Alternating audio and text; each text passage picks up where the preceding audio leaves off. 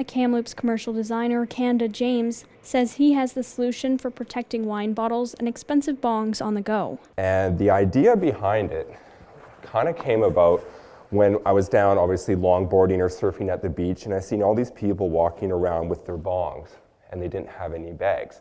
And often you'd meet with them and you hear stories of people like crashing on their bicycle or their skateboard and they break their bong.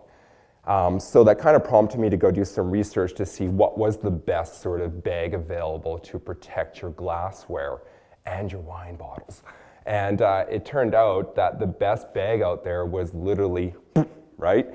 And I thought, well, we can do a lot better. He says the inspiration for his design came from a childhood product. So one of the things that kind of inspired me using an air pump technology is when I was a kid, I bought a pair of shoes from LA Gear back in like the 90s, and they had what was like a little air pump thing on the tongue.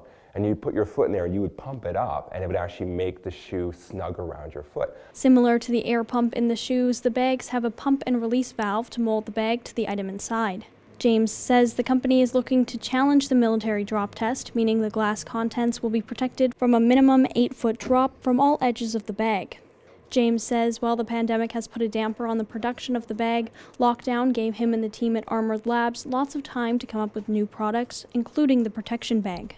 And that's where the one thing that we've noticed is always like a positive to a negative. You know, when you have time to come up with solutions to problems, it's nice to have that freedom, and that's basically what we've done. And now we're basically launching the whole suite of them. James says they're aiming to have the bags available on their website and in store at select retailers in the spring. Sydney Chisholm, Castanet News, Kamloops.